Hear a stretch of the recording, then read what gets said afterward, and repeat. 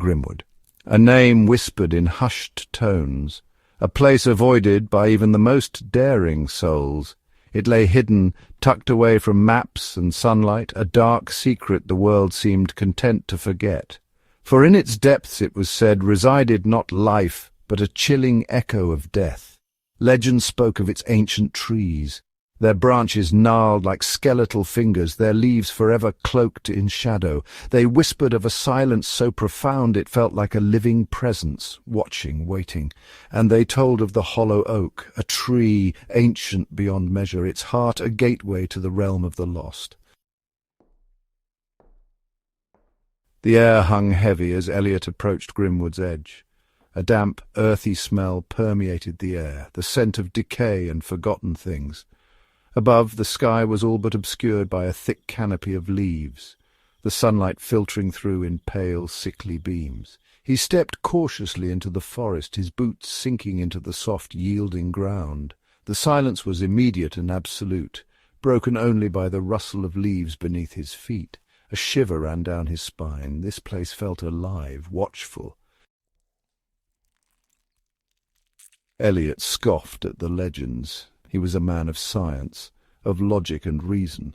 Ghosts and gateways to other realms were for fairy tales, not for a man of his intellect. He had come to Grimwood to prove just that, to debunk the myths and expose the truth. He carried with him only a backpack filled with supplies, a compass to guide his way, and a notebook to record his findings.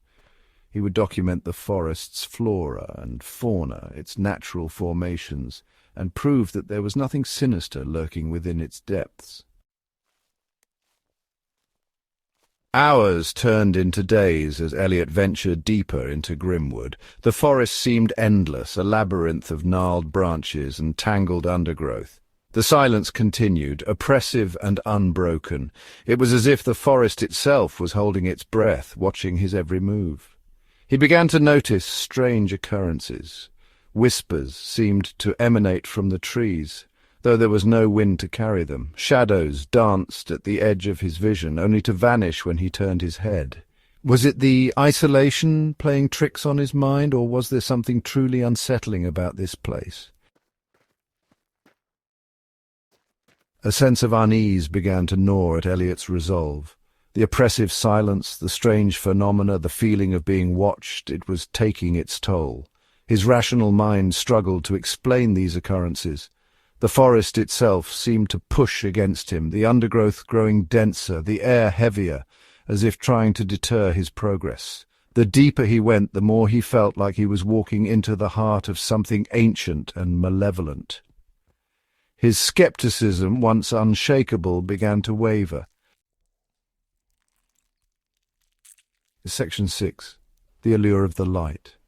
One evening, as twilight deepened the shadows of the forest, Elliot noticed a faint light in the distance. It pulsed softly, a hypnotic beacon in the oppressive gloom. Intrigued, he changed his course, drawn towards it as if by an unseen hand. The light grew stronger as he approached, illuminating the trees with an ethereal glow. He could hear a low hum now, a deep, resonant sound that seemed to vibrate in his bones. His heart pounded in his chest, a mixture of fear and anticipation. Section 7. The Heart of Grimwood. He emerged into a clearing, the source of the light directly ahead. There, in the centre, stood a tree unlike any other. Its trunk was impossibly wide, its bark a sickly, pale grey. The branches twisted upwards, reaching for the sky like the arms of a tormented soul. This was the hollow oak, the heart of Grimwood.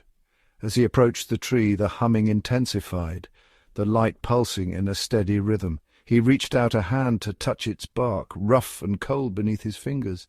A jolt of energy surged through him, and he drew back with a gasp. Section 8. A figure in the bark. His eyes were drawn to the base of the tree, where the light seemed to emanate from a gaping hole in the trunk.